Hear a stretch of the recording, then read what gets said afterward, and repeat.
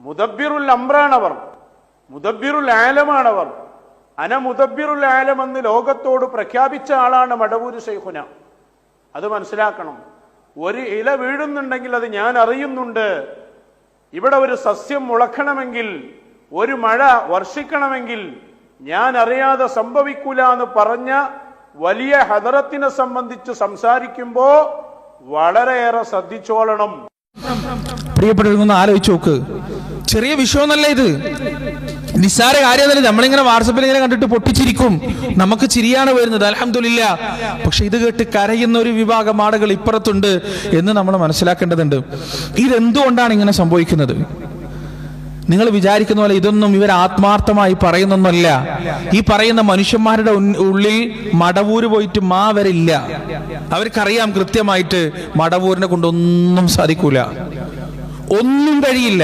ഖിയാമത്ത് നാൾ വരെ വിളിച്ചാലും മടവൂർ ഉത്തരം ചെയ്യില്ല. എന്തിനാണ് ഈ വക കാര്യങ്ങൾ എഴുന്നള്ളിക്കുന്നത് എന്ന് കൃത്യമായി മനസ്സിലാക്കണം. കേരളത്തിലും പുറത്തുമുള്ള പല ജാറങ്ങളും കോടിക്കണക്കിന് രൂപ കൊടുത്തിട്ട് ലേലം ചെയ്യാണ് ചെയ്യുന്നത്. പല ജാറങ്ങളുടെയും ഉടമസ്ഥാവകാശം, നടത്തിപ്പവകാശം ഓരോ കുടുംബത്തിനാണ്. ഈ കുടുംബം കോടിക്കണക്കിന് രൂപ എടുത്ത് രൂപക്ക് ലേലം ചെയ്യാണ് ചെയ്യുന്നത്. ഈ ലേലം പിടിക്കുന്നത് ആരാണ്? ഈ മടവൂർ ശൈഖിനോട് ഭയങ്കര ഭക്തിയുള്ള ആളുകളൊന്നുമല്ല, അല്ലെങ്കിൽ ഈ പറയുന്ന ഔലിയാക്കന്മാരെന്ന് അവകാശപ്പെടുന്ന ആളുകളോട് ഭയങ്കരമായ ഭയഭക്തി ബഹുമാനമുള്ള ആളുകളൊന്നുമല്ല. അവർ തനി കച്ചവടക്കാരാണ്, ബിസിനസ്സുകാരാണ്. ഇവർ ഈ കോടിക്കണക്കിന് ഉറുപ്പ്യ കൊടുത്തിട്ട് ലേലം വിളിച്ചത് എടുത്തു കഴിഞ്ഞാൽ 1 വർഷത്തേക്ക് അല്ലെങ്കിൽ 2 വർഷത്തേക്ക് ഇവർ കിട്ടിക്കഴിഞ്ഞാൽ ഈ പൈസയും ഇതിന്റെ ലാഭവും ഇവർക്ക് ഉണ്ടാക്കണം. അതിന് കുറച്ച് മാർക്കറ്റിംഗ് ഏജന്റുമാർ ആവശ്യമാണ്. ഈ പറയുന്ന മാർക്കറ്റിംഗ് ഏജന്റുമാരാണ് പൈസ വാങ്ങി പോക്കറ്റിലിട്ടുകൊണ്ട് പാവപ്പെട്ട ജനങ്ങളെ പറ്റിക്കുന്നതിന് വേണ്ടി നാട് നീളെ നടന്ന് ഇല്ലാത്ത കറാമത്ത് കഥകൾ പറയുന്നത്.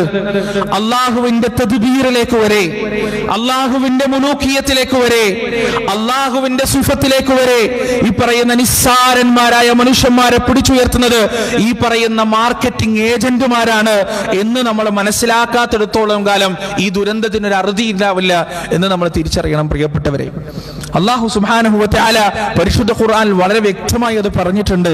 അല്ലാഹു പറയാണ്, യാ അയ്യുഹല്ലദീന ആമനൂ, അല്ലയോ സത്യവിശ്വാസികളെ, كثيرا من الأحبار والرهبان أربابا ليأكلون أموال الناس بالباطل ويصدون عن سبيل الله. നിശ്ചയം മതപണ്ഡിതന്മാരിൽ ചിലരും പുരോഹിതന്മാരിൽ ചിലരും ലയക്കുലൂന അംവാലൻ നാസി ബിൽ ബാത്തിൽ, ജനങ്ങളുടെ ധനത്തെ, ജനങ്ങളുടെ സമ്പാദ്യത്തെ അന്യായമായി ഭക്ഷിച്ചുകൊണ്ടിരിക്കുകയാണ്. വയസുദ്ദൂന അൻ സബീലില്ലാഹ്, അല്ലാഹുവിന്റെ മാർഗത്തിൽ നിന്ന് അവരെ തെറ്റിച്ചുകൊണ്ടിരിക്കുകയും ചെയ്യുകയാണ്.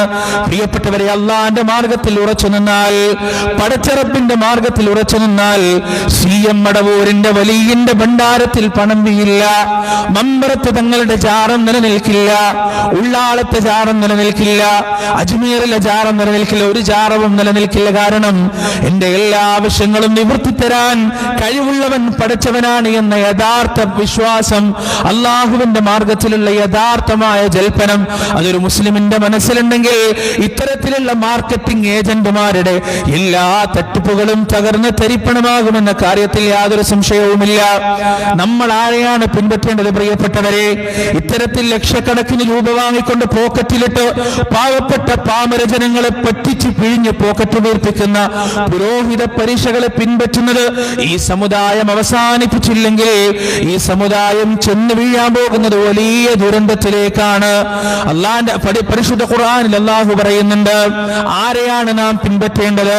3 പ്രവാചകന്മാരുടെ ചരിത്രം അല്ലാഹു പറഞ്ഞു തരികയാണ് സൂറത്ത് യാസീനിൽ. വദരിബ് ലഹും മസലൻ അസ്ഹാബൽ ഖറിയതി ഇൽ ജാഅഹൽ മുർസലൂൻ. ഒരു നാട്ടിലേക്ക് 2 പ്രവാചകന്മാർ വരികയാണ്. ആ പ്രവാചകന്മാർ ആ നാട്ടുകാരോട് പറയുകയാണ്, നിങ്ങൾ അല്ലാഹുവിനെ ആരാധിക്കണം, നിങ്ങൾ അല്ലാഹുവിന്റെ മാർഗത്തിലേക്ക് തിരിച്ചു വരണം. ഫകദ്ദബൂഹുമാ, അവരതാ പ്രവാചകന്മാരെ തള്ളിക്കളയുകയാണ്, നിഷേധിക്കുകയാണ്. ഫഅസ്സസ്നാ ബിസാലിസിൻ ഫഖാലൂ ഇന്നാ ഇലൈക്കും മുർസലൂൻ.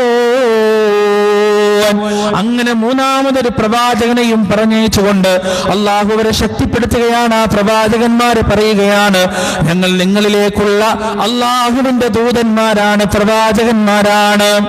ഈ ആളുകളുടെ മറുപടി എന്താണ്? ഖാലൂ മാ അൻതും ഇല്ലാ ബശറും മിസ്ലുനാ വമാ അൻസലർ റഹ്മാനു മിൻ ശൈഇ ഇൻ അൻതും ഇല്ലാ തക്ദിബൂൻ.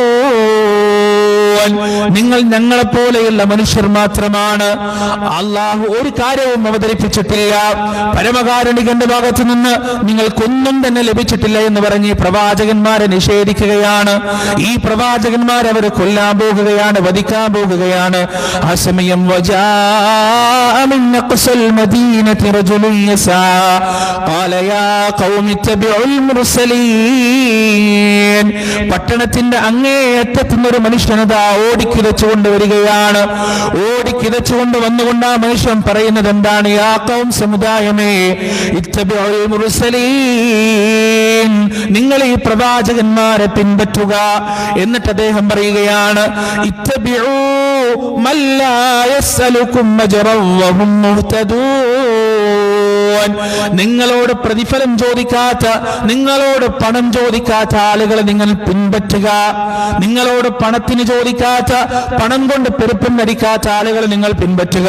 വഹും മുഹ്തദൂൻ, അവർ നേർമാർഗം പ്രാപിച്ച ആളുകളായിരിക്കും. എന്നിട്ട് അദ്ദേഹം പറയുകയാണ്, വമാലിയ ലാ അഅ്ബുദുൽ ലദീ ഫതറനീ വഇലൈഹി തുർജഊൻ. എനിക്കെന്താണ്? എന്നെ സൃഷ്ടിച്ച എന്റെ റബ്ബിനെ മാത്രമേ ഞാൻ ആരാധിക്കുന്നുള്ളൂ, ഞാൻ അവങ്കലേക്ക് തിരിച്ചു പോകുകയും ചെയ്യേണ്ടവനാണ്.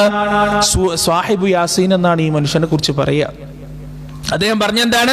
ഇത്തബിഉ, നിങ്ങൾ പിൻപറ്റുക, മല്ലാ യസ്അലുകും അജ്റൻ വഹും മുഹ്തദൂൻ, നിങ്ങളോട് പ്രതിഫലം ചോദിക്കാത്തവരെ നിങ്ങൾ പിൻപറ്റുക. പ്രിയപ്പെട്ടവരെ, കച്ചവടക്കാരിൽ നിന്നും ലക്ഷക്കണക്കിന് രൂപ വാങ്ങിക്കൊണ്ട് ഇല്ലാത്ത കറാമത്ത് കഥകൾ പഠിപ്പിച്ച് പറഞ്ഞ് പ്രചരിപ്പിച്ച് പാവപ്പെട്ട ജനങ്ങളെ ആടുകളെ തളിക്കുന്നത് പോലെ ഇത്തരത്തിലുള്ള ജാറങ്ങളിലേക്ക് തളിച്ച് അള്ളാഹുവിന്റെ മാർഗത്തിൽ നിന്ന് അവരെ തടയുന്ന ഈ പുരോഹിത പരീക്ഷകളെ നമ്മൾ മനസ്സിലാക്കേണ്ടതുണ്ട്.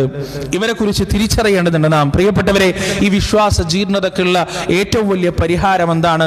അറിവ് നേടുക എന്നത് തന്നെയാണ് യഥാർത്ഥമായ അറിവ്. എന്താണ് യഥാർത്ഥമായ അറിവ്? ലൻ തദുല്ലു മാ തമസ്സക്തും ബിഹിമാ കിതാബുല്ലാഹി വസുന്നത്തു റസൂലിഹി. അല്ലാഹുവിന്റെ റസൂലിന്റെ സുന്നത്തും ഖുർആനും മുറുകെ പിടിക്കുന്നത് വരെ ഒരാളും വഴിതെറ്റി പോകുകയില്ല. റസൂലിന്റെ വാഗ്ദാനമാണ്.